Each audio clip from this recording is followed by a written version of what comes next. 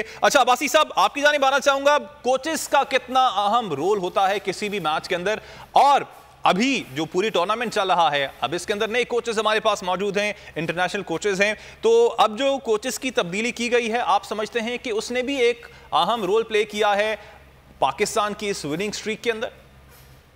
4 दिन हुए तो आए हैं, अभी उनको क्रेडिट देना बड़ा मुश्किल काम है। आपको बहुत बड़ा ऑप्टिमिस्ट होना पड़ेगा। ये इस वक्त ये आपकी टीम खेल रही है, ये कोचिंग की वजह से नहीं खेल रही है। They are on a high, जिस तरह कहते हैं ना, ये सारे के सारे जो प्रोफेशनल्स हैं, प्रोफेशनल अगर अब भी नहीं बनाएंगे कुछ तो कब बनाएंगे। और इनको कंपेयर करना बड़ी ज्यादती है, एक्चुअली बहुत ज्यादती है। तो आजकल ये बहुत अच्छी क्रिकेट जाइए विनिंग टीम को इस वक्त इसके अंदर चेंजेस जाना बड़ी गलत चीज हो जाएगी। ठीक, अच्छा साजिद साहब, अब कोचेस के बारे में बात हो रही है तो हम रिपोर्टर से भी बातें कर रहे थे, उनका ये कहना था, जो इनसाइड सोर्सेज हैं उनका ये कहना था कि जो नए इंटरनेशनल कोचेस हैं उन्होंने बड़ा फ्री हैंड दे के रखा हुआ है कप्तान को भी और प्लेयर्स को भी, कि जो कप्तान स्ट्रेटजी बनाना चाहे वो बनाए और खुलकर खेलें। तो ये भी पाकिस्तान की इस विनिंग स्ट्रीक में अहम रोल प्ले कर रहा है। 101% कर रहा है, इसमें दो राय नहीं है। आपके सामने रिजल्ट है, पिछली मैनेजमेंट को देख लें, इस मैनेजमेंट को देख लें, इस मैनेजमेंट के हेड कोच सत्येंद्र मुश्ताक को देख लें, जिस टीम को जेल किया हुआ और तमाम फ्री हैंड दिया, फील्डिंग कराने के तरीकेकार देख लें, और टीम जो यकीनी तौर पर ड्रेसिंग रूम का माहौल होता है आउटस्टैंडिंग होता है। क्या तो अब गिरा देता है, क्या तो उठा देता है, ये वादे तौर पर नजर आ रहा है। टीम का ड्रेसिंग रूम का माहौल बहुत अच्छा है। मंसूर राना की बात करूं, सत्येंद्र की बात करूं, दोनों फॉरनर कोचों की बात करूं, बहुत आउटस्टैंडिंग का पाकिस्तान टीम का ड्रेसिंग रूम का माहौल है, और यही चीज की हमें जरूरत थी। और पीसीबी के मौजूदा चेयरमैन रमीज राजा ने टीम को आते पहले दिन ये डिसाइड किया था, हेड कोच सत्येंद्र मुश्ताक को जो जिम्मेदारी दी गई और उससे लड़कों से जो काम लिया, इसी चीज की जरूरत थी। पिछली जो मैनेजमेंट जो लाइकिंग डिसलाइकिंग का सिलसिला जारी रखा था, इसमें कोई दो राय नहीं है। ये आउटस्टैंडिंग मैनेजमेंट ने उसने बहुत आउटस्टैंडिंग कारकर्दगी दिखाई है। ठीक है, अच्छा अब्बासी साहब, फील्डिंग को आप कहां पे रेट करते हैं पाकिस्तानी टीम की? इससे पहले हमने देखा कि हम बॉलिंग के हवाले से बहुत फोकस करते हैं, बैटिंग के हवाले से बहुत फोकस करते हैं, लेकिन फील्डिंग पे हम उस तरह से तवज्जो नहीं देते। लेकिन इस बार हमने देखा है कि पाकिस्तानी टीम ने फील्डिंग भी बहुत अच्छी की। तो आप समझते हैं कि फील्डिंग पे भी पाकिस्तानी टीम को फोकस करने की जरूरत है? इस वक्त टूर्नामेंट, जब 20 टूर्नामेंट में आप कोई ऐसी चीज रेवोल्यूशनरी मत लाए, जिस तरह लोग खेल रहे हैं उस तरह खेलने दें उनको। और ये मैं तो समझता हूँ कि बहुत ही आउटस्टैंडिंग परफॉर्मेंसेज हो रही है और इनको होने दें। करना बड़ा मुश्किल काम होगा। आपका जो विनिंग कॉम्बिनेशन है उसको वैसे ही रहने दें जिस तरह है। बस ये जरूरी है कि आपको मिडिल ऑर्डर को जरा ठोस होना पड़ेगा। और ये ड्रेसिंग रूम का जो एटमोस्फेयर है यही रिफ्लेक्ट करता है फील्ड के ऊपर। और अगर आपका ड्रेसिंग रूम का एटमोस्फेयर ठीक है तो इंशाल्लाह सब ठीक हो जाएगा। ओके, साजिद साहब, ड्रेसिंग रूम का जो रोल जिसकी बात कर रहे हैं अब्बासी साहब, वो कितना अहम रोल प्ले करता है? हमने देखा है इससे पहले, जब तक ये कोचेस तब्दील नहीं हुए थे, और इससे पहले जो हमारी टीम थी उसमें हमने एक और चीज़ भी देखी है कि जो आपका रोल रहा है ड्रेसिंग रूम का, वो बहुत अच्छा नहीं रहा। बहुत सी इत्तलात भी मौसूल होती रही कि प्लेयर्स की आपस में भी चपकलिश है, आपस में भी एक दूसरे से कोऑर्डिनेट नहीं कर पाते। तो अब जो ड्रेसिंग रूम का जो माहौल है, आप देखते हैं कि अच्छा हो गया?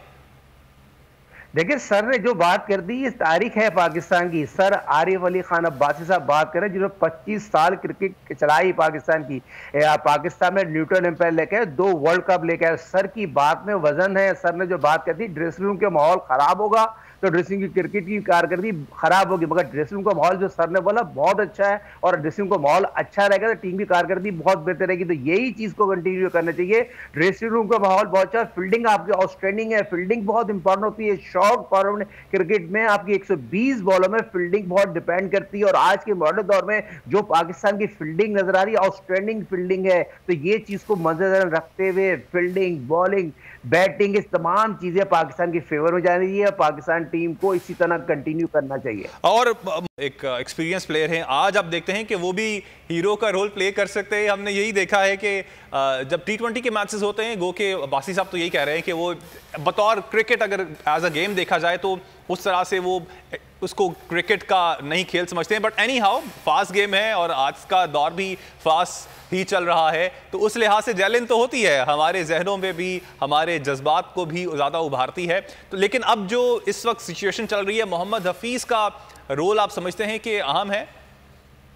101% है, बेहतरीन ऑलराउंडर है। जिस तरह आते ही अगर न्यूजीलैंड उसने छक्का मारा, आउटस्टैंडिंग उसने छक्का मारने से पाकिस्तान बैटिंग का आगाज किया। जिस तरह वो बॉलिंग करते हैं, दायरे में बॉलिंग करेंगे, मगर बदकिस्मती थे बाबर ने उनको पूरी बॉलिंग नहीं कराई। और हफीज का बड़ा अहम रोल है। आपका सवाल में लॉजिक है, मोहम्मद हफीज की रोल प्ले करेंगे as a batsman, as a allrounder और एज ए सीनियर प्रो।